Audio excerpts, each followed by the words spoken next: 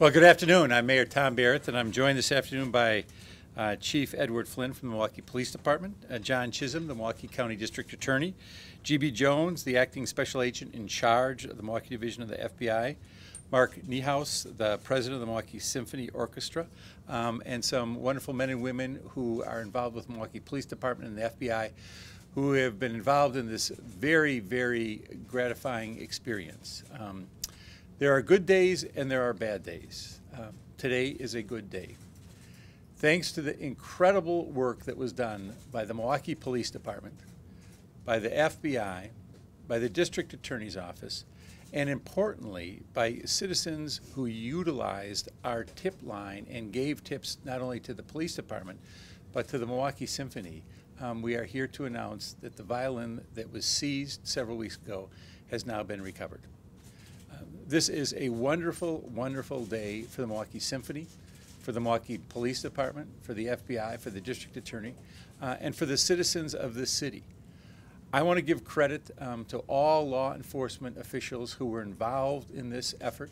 It was a model of cooperation where the FBI, working closely with the police department and ultimately the District Attorney's Office, were able to utilize information that they received, that they uncovered, and allowed them not only to apprehend the three suspects in this case, but equally important, to recover this priceless violin. So I would now like, again, to congratulate Chief Flynn and the men and women who work for his department who have done just outstanding work. And I would point out that this is the second time in less than a month that we have had an occasion like this. It was several weeks ago where we learned that the police department, through some excellent police work, were able to end the saga that the city had with the missing Dynacare flash drive. But it is work that is done like this every single day by the Milwaukee Police Department. Not often high profile like it is here today, but the men and women of the Milwaukee Police Department, as well as the FBI and the District Attorney's Office, perform yeoman's efforts to investigate and solve crimes and prevent crimes in this community. Chief Flynn, congratulations. Thank you. Thank you, Mr. Mayor. Well, today the Milwaukee Police Department is pleased and very proud to announce the safe recovery of the Lipinski Stradivarius violin that was stolen January 27th. Its safe return is the result of hard work by many members of this agency and their partners in other agencies, as well as the engagement of an active citizenry that provided information that would later prove important to the successful resolution of this investigation. I'm going to give you a brief timeline of our investigation before turning the podium over to District Attorney John Chisholm, who will discuss charging decisions. On January 27th, as you recall, two individuals used an electronic control device, commonly referred to as a taser, to rob concertmaster Frank Almond of his 1715 Lipinski Stradivarius violin. Obviously, this is a shocking crime, literally and figuratively, to the community. The Milwaukee Police Department immediately initiated an investigation into this crime and contacted the FBI's Arts Crimes team for advice on the ramification of this crime and possible destinations for such a valuable artifact. Our investigation and tips we received led us to an individual here in Milwaukee. We worked very closely with Taser International, who provided us invaluable information that the FBI was able to track down for us in Texas. That information led us to an individual who had purchased this device. His name is Universal Knowledge Allah. He was placed under arrest. An independent, anonymous tip several days into the investigation identified a primary suspect in this theft, Salah Ibn Jones. Now, the Milwaukee Police Department conducted an investigation and surveillance into both individuals. This investigation and surveillance led to our receiving permission to conduct 5 separate search warrants. These search warrants were executed, and those search warrants resulted in the arrests of 3 individuals. Subsequent to those arrests, As the result of our continued investigations and interviews, information was received that indicated the location of this violin. Another search warrant was applied for and received and executed on East Smith Street.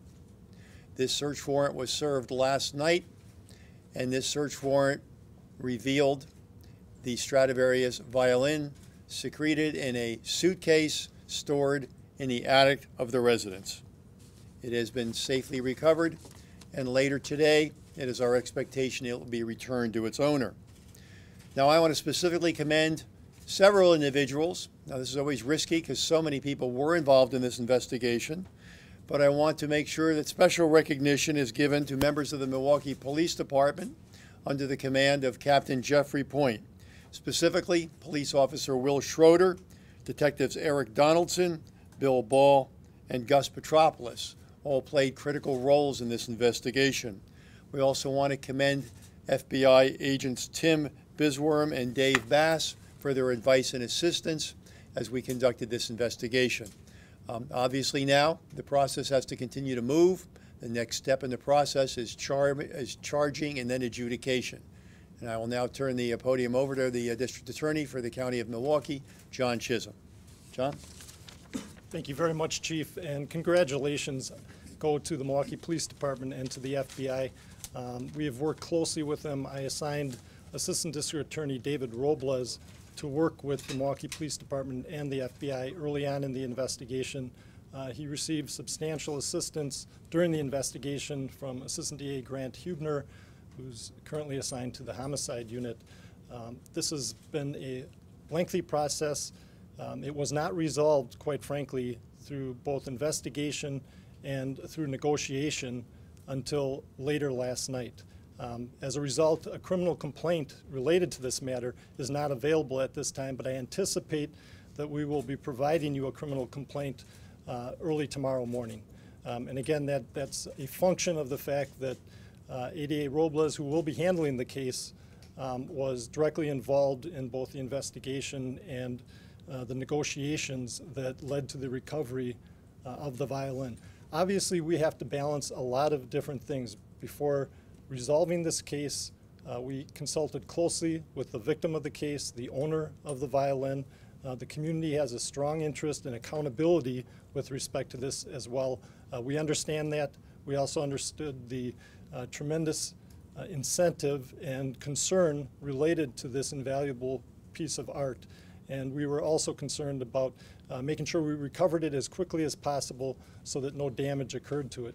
So it was a complicated process. It's still ongoing, but as I indicated, I anticipate that you will receive additional information related to our charges tomorrow. It will relate to a felony count of robbery, and we'll provide additional details at that point in time.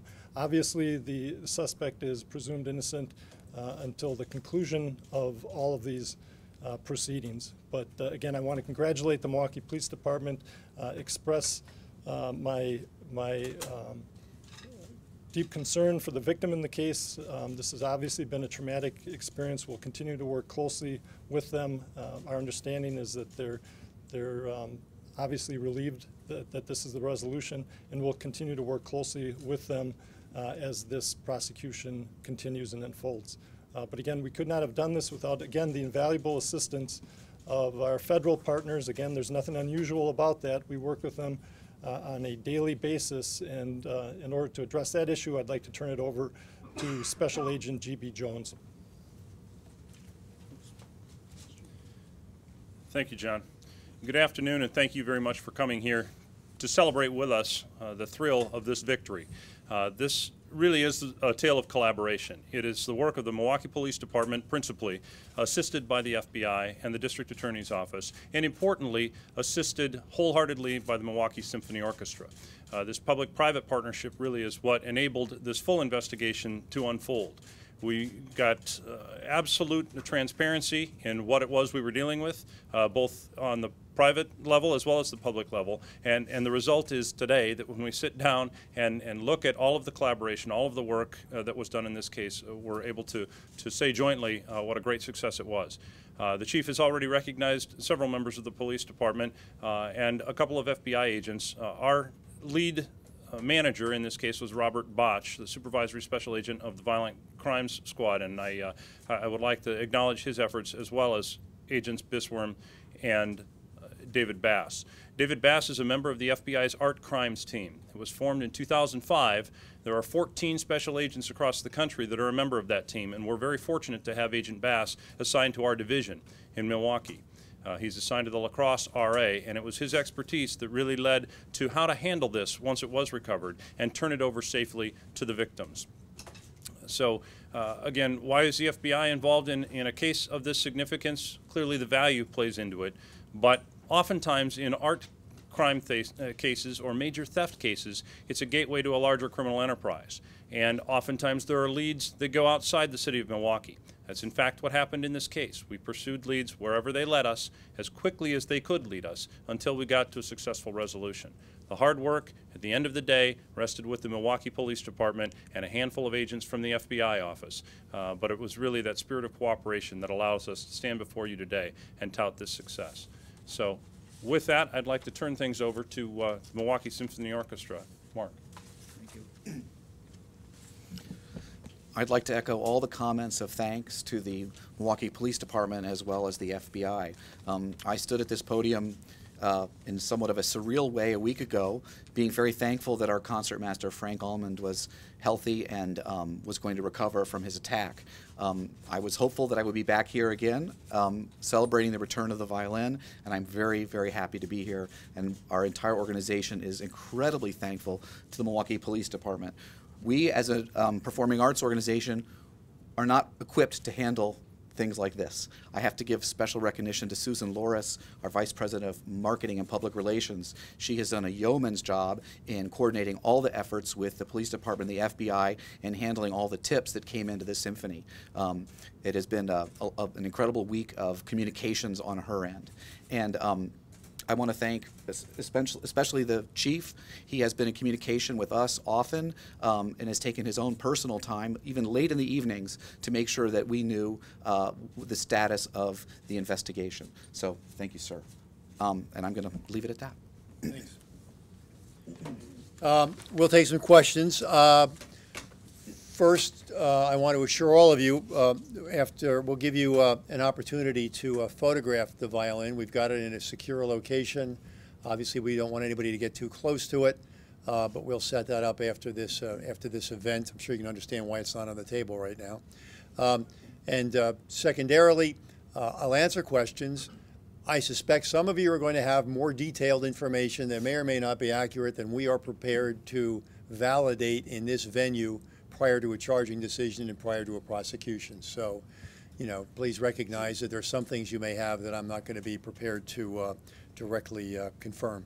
Chief Flynn, you're live on today's TMJ4. Can you tell me about the residence where this violin was found? How is it connected to the suspects? Well, we got the information about the residence from the suspect. He was able to identify it for us.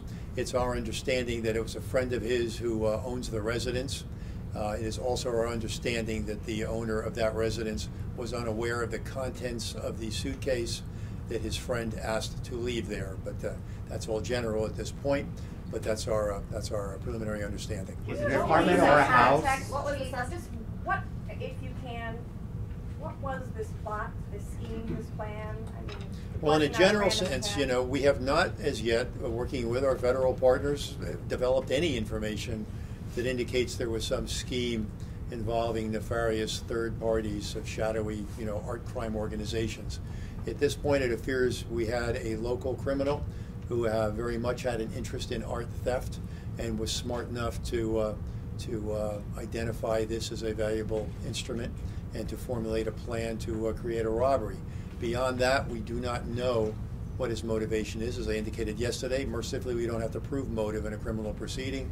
We have to, prove that the overt act took place in furtherance of a specific intent, and that we're comfortable with. Prior art theft history a little bit? Well, as has been revealed, he has a prior history as an art thief, and that he previously stole a valuable artifact, which he was able to keep hidden for quite some period of time, and then later on attempted to sell it. Whether or not that was his plan in this circumstance, we don't know.